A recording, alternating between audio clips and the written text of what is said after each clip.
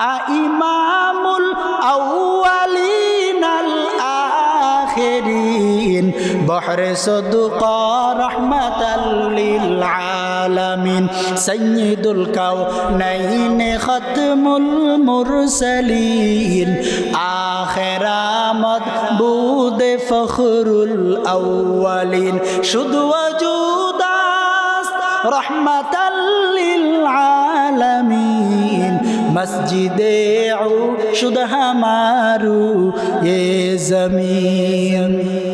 আল্লাহর নবী সাল্লাল্লাহু আলাইহি ওয়াসাল্লাম ডাক দিয়ে বলে, উম্মত তোমরা বেশি বেশি করিয়া আমার উপর দুরূদ পড়ো।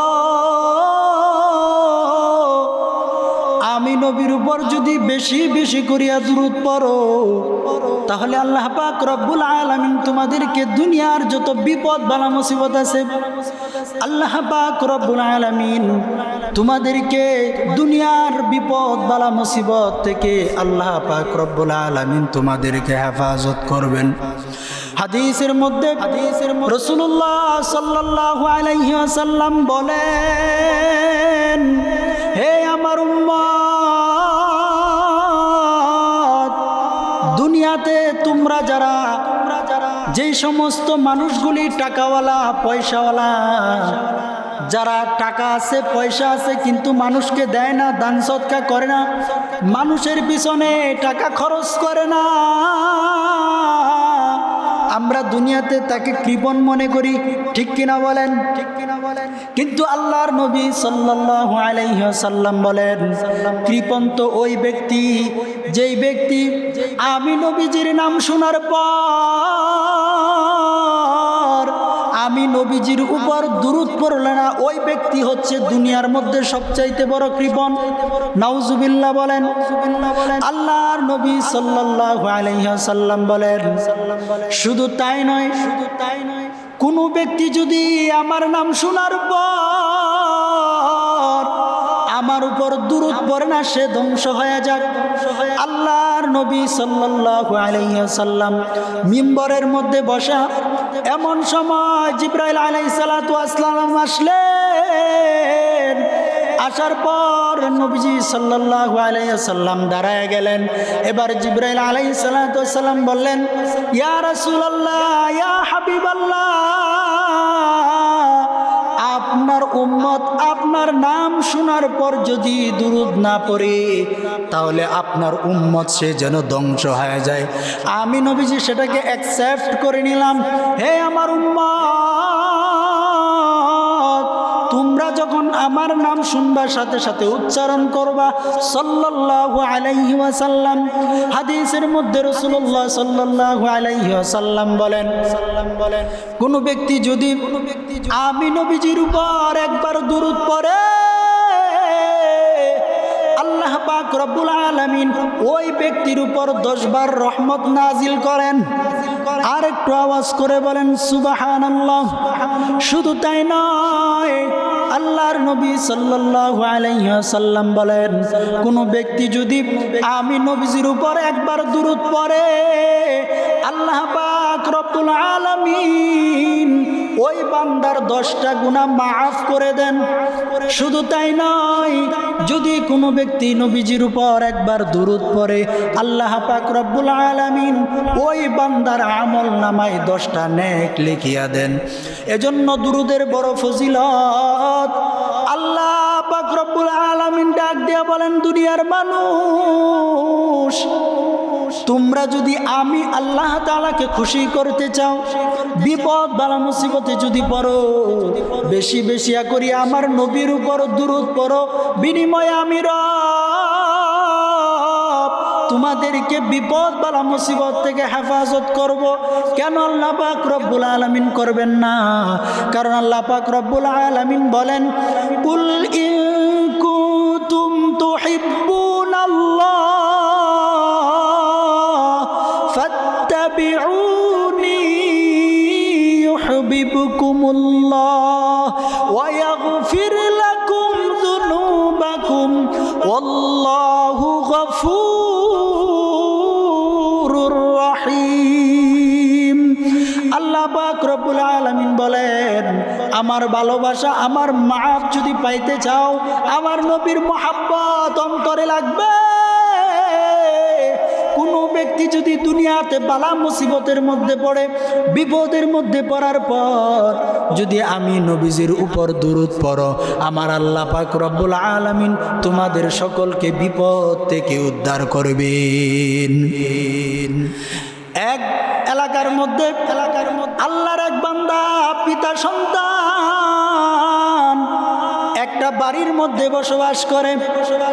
বসবাস করা অবস্থায় রাতের বেলায় পিতা এবং সন্তান রাতের বেলায় বিছানার মধ্যে গেছে ঘুমানোর জন্য। বিছানার মধ্যে ঘুমাইতে যাওয়ার পর সন্তানের যখন সকালবেলা মুয়াজ্জিনের আজানে ঘুম ভাঙছে, ঘুম ভাঙার পর তাকাইয়া দেখে তার বাবা আর জীবিত নাই, ইন্তেকাল হয়ে গেছে। ইন্তেকাল হয়ে যাওয়ার পর এবার সন্তান বাবার চেহারাটা দেখে আটকে উঠলেন, ভয় পেয়ে গেলেন। কারণ কি? কারণ মানুষ যখন মৃত্যুবরণ করে, মৃত্যুবরণ করার পর মানুষের চেহারাটা স্বাভাবিক থাকে, কিন্তু ওই বান্দার চেহারাটা স্বাভাবিক ছিল। দিনের পর দিন টেনশন করতেছে কি করা যায়। টেনশন করতে করতে একদিন, 2 দিন, 3 দিন চলে গেল। বাবার লাশ সন্তান ঘর থেকে বের করে না। এবার 3 দিনের মাথায় সন্তান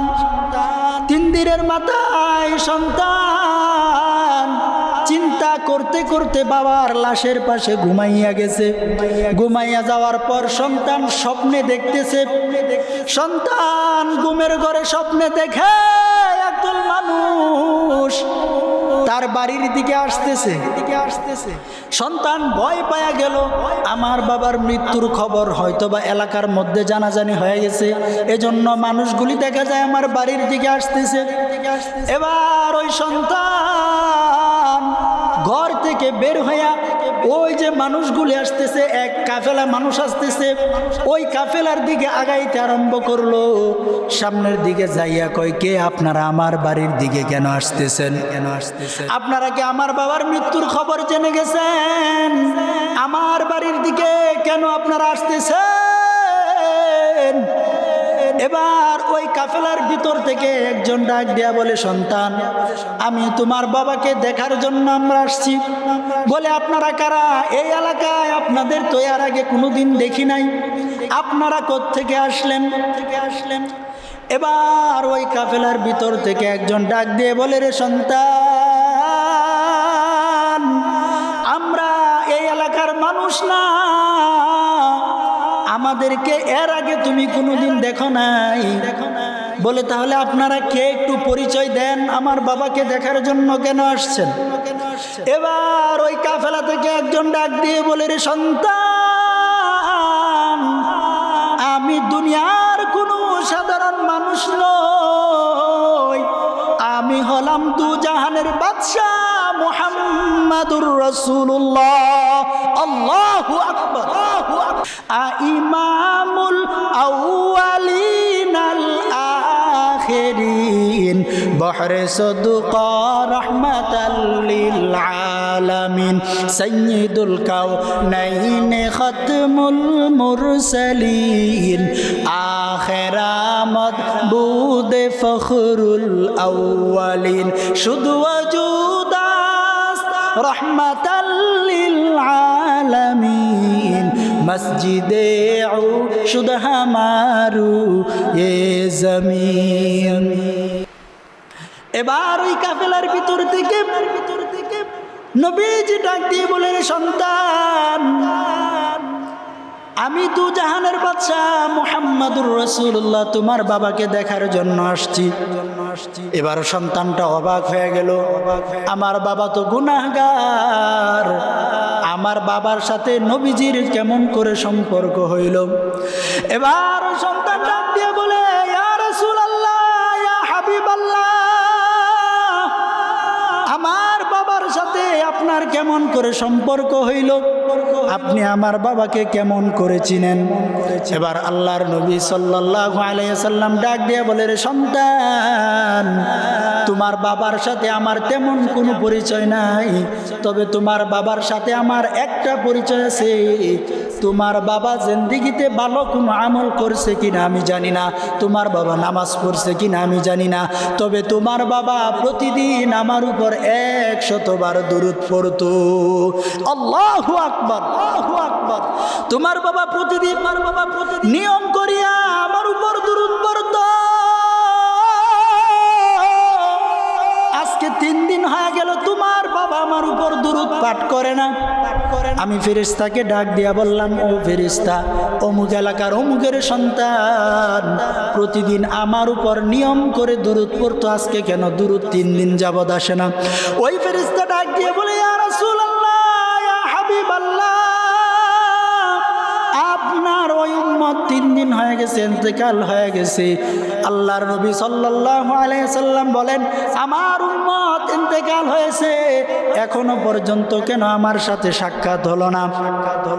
এবার ওই ফেরেশতা ডাক দিয়া বলে, ইয়া রাসূলুল্লাহ, ইয়া হাবিবাল্লাহ, আপনার উম্মত ইন্তেকাল হয়ে যাওয়ার পর চেহারাটা পরিবর্তন হয়ে গেছে, এজন্য তার সন্তান এখনো তাকে দাফন করে নাই।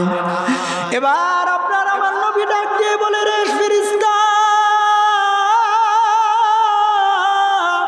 দুনিয়ার জমিনে আমার উম্মত বিপদে পড়বে আর আমি নবী শুয়ে থাকবো, এটা হতে পারে না। আল্লাহর নবী সাল্লাল্লাহু আলাইহি সাল্লাম বলেন, ফেরেশতা যাও, আমরা সকলে মিলে আমার উম্মতের কাছে যাব, তাকে দেখার জন্য যাব। এরে মুসলমান ইমানদার ভাই আমার, ভালো করিয়া বুঝো, দুনিয়ার জমিনে বৈশা যদি তুমি আল্লাহর নবীর উপর দুরূদ পাঠ করো, হাদিসের মধ্যে পাওয়া যায় আল্লাহর নবী সাল্লাল্লাহু আলাইহি ওয়াসাল্লাম বলেন, দুনিয়ার জমিনের মধ্যে একদল ফেরেশতা আল্লাহ পাক রব্বুল আলামিন নাজিল করে রেখেছেন। আমাদের সকলের কাছে কাছে একজন ফেরেশতা আল্লাহ নাজিল করে রেখেছেন। আপনি যখন নবীর উপর দুরূদ পাঠ করেন, ওই দুরূদ দিয়ে আমার নবী রওজায় গিয়া হাজির হয়ে বলে, নবী গো, সন্তান আপনার উম্মত আপনার নামে দুরূদ পাঠাইছে। অন্য এক হাদিসের মধ্যে পাওয়া যায় নবীজি সাল্লাল্লাহু আলাইহি ওয়াসাল্লামের রওজার কিনারায় একজন ফেরেশতা নিযুক্ত করা আছে। ওই ফেরেশতার হাতে দুনিয়ার যত মানুষ, দুনিয়ার সমস্ত মানুষের লিস্টি দেওয়া আছে। যখন কোনো বান্দা দুনিয়াতে বৈশা দুরূদ পড়ে, ওই ফেরেশতার কাছে জমা হয়ে যায়। তখন ওই ফেরেশতা নবীজিকে ডাক দিয়া বলে, ইয়া রাসূলুল্লাহ, ইয়া হাবিবাল্লাহ, আপনার অমুক এলাকার অমুক এক উম্মত আপনার উপর দুরূদ পাঠাইছে। মায়ার নবী দুরূদটা বড় যত্ন কইরা রাইখা দেয়। এর সন্তান, তোমার বাবার সাথে আমার এমন পরিচয়। এবার ডাক দিয়ে বলে, তোমার বাবার লাশ কোথায়? ওই সন্তান ডাক দিয়া বলে, ইয়া রাসূলুল্লাহ, ইয়া হাবিবাল্লাহ, আমার বাবার লাশ ওই ঘরের মধ্যে রাখা আছে। আল্লাহর নবী বলেন, চলো তোমার বাবার লাশের কাছে আমারে নিয়ে চলো। এবার ওই বান্দা তার বাবার কাছে যখন নবীজিকে নিয়ে গেলেন, আপনার আমার নবী, মায়ার নবী, রহমতের নবী আমার, ওই লাশের পাশে যাওয়ার পর মায়ার নবী সাল্লাল্লাহু আলাইহি ওয়াসাল্লামের নুরানি হাত মুবারক যখন লাশের মুখের উপর রাখলো, আল্লাহর কসম, ওই বান্দার চেহারাটা নূরে নূরান্বিত হয়ে গেছে। আই নামে মুহাম্মদ সাল্লি আলা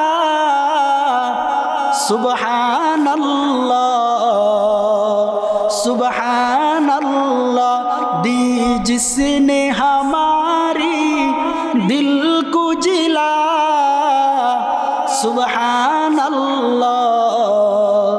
सुबहानल्लाह यासीन वल्लैली इज़ा यग़शा गीसु जुबी आरज़ तोहा माज़ाग़का आँखों में सुरमा। सुबहानल्लाह সুবহানাল্লাহ সুবহানাল্লাহ কুরআন উঠা কর দেখো জরা মালুম তুঝে হো जाएगा कुरान उठा कर देखो जरा मालूम तुझे हो जाएगा है कौले मोहम्मद कौले खुदा अल्लाहु अकबर सुबहानल्लाह सुबहानल्लाह है कौले खुदाए जिन्नु बशर इन्ना आतैना कल कौसर रब ने जो दिया कसरत से दिया